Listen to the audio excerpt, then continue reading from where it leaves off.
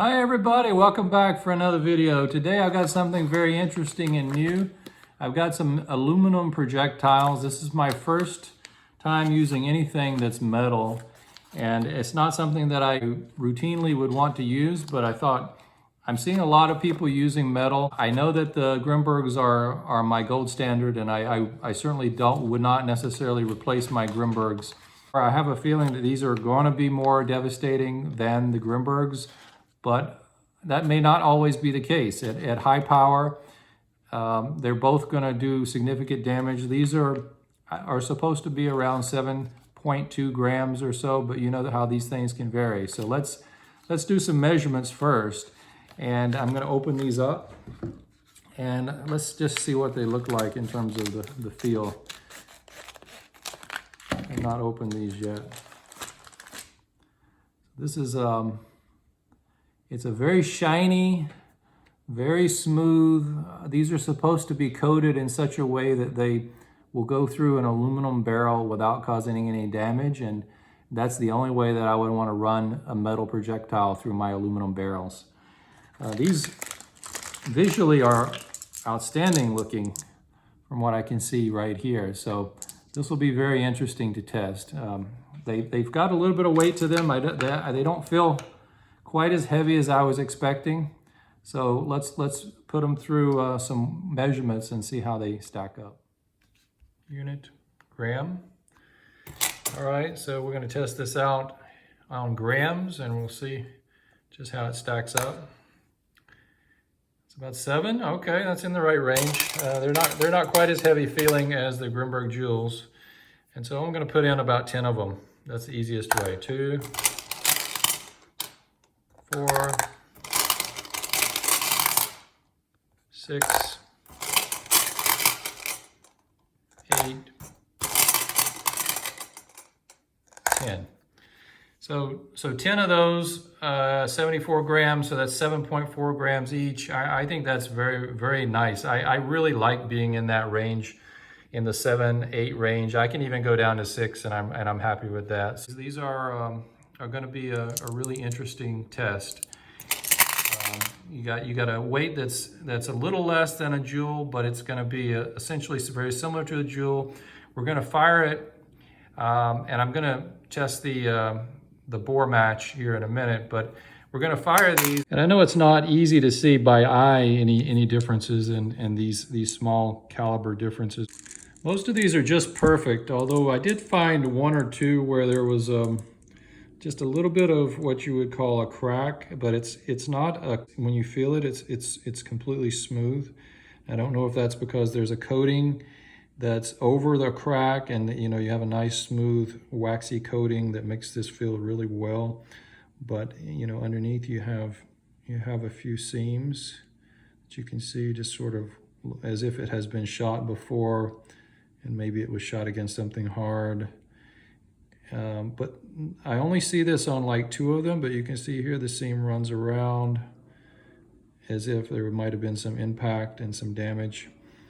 Majority of them, for example, are just completely smooth with nothing. But I do see 2 of them out of the bunch that I have here. So overall, I'm still pretty pleased with them. All right, so with the TCP, because the aluminum balls may scratch and may not fire well from inside the TCP barrel. And in fact, when I've measured the size of the aluminum balls, they're actually oversized. They will not fit inside of the TCP barrel. They will not fit inside of the Grimburg barrel. They're slightly too big. And maybe that's a good thing, because I probably would scratch the barrel, even though it's aluminum on aluminum. I think it's probably a better idea to use something that's a stronger metal than the TCP barrel. And so what I've done is I've bought one of the Freak barrels, and then I'll show you the insert. This is the insert that comes with it, and I'm sure everyone's familiar. This is the 684 aluminum insert. Nothing wrong with that. It's tighter bore. This is actually the best bore size in the TCP for running the Pepperballs or the Burna kinetic rounds. They fit with a perfect bore size in the 684 barrel here because they are smaller. And so it's actually a good thing to have as well. So that's why I bought that, but we're not going to use it. I don't need it for what I want to do. What I'm going to do is I have purchased the Freak barrel. This is a 6-inch barrel for the FSC or TCP, and I have purchased separately an insert that is made out of a much stronger material than the aluminum. And so we'll take a look at it here. This is the insert, and it's a stainless steel insert. And I can tell you, this thing is solid, and it is heavy. It is definitely heavier than the aluminum insert, and it's really great. This is a 687, so the one that came with it was a 684. It's undersized for Grimburg rounds, but it's useful for pepper balls. This is a 687, and I do have some Grimburg rounds which are larger than average. And if you go through and you bore size all of your Grimburgs, you will find a tail of them that are too big, and you'll find a few that are too small. It used to be a very big issue with the V1s. The V2s, they're much more homogeneous, less heterogeneity, but I still have some that are perfectly bore matched to this as well.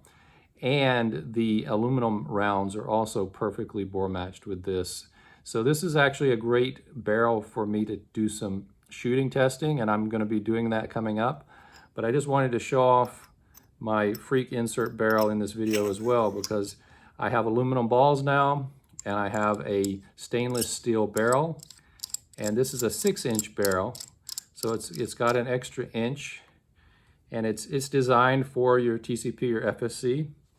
And we'll insert it in there, and I'll show you. So this is what it looks like. I think it's pretty cool. You now have a steel barrel on the inside. You got an extra inch, so maybe eventually, maybe I'll convince myself to buy a compensator at some point, but I think this is just fine. So now I have a 5-inch Grimburg, I have a 6-inch Freak insert barrel, and then I have my 9-inch eBay barrel. I've done videos on all the other barrels before, but I've never done them on this one. So stay tuned for those kind of videos coming up. And we're going to be firing not only Grimburg JULs, but we're going to be firing the aluminum balls, and we're going to be doing some comparisons. So I have a number of ideas in mind to do testing. And so this video was just sort of to share what I have and what I'm planning to do. And I think we'll get back into some shooting.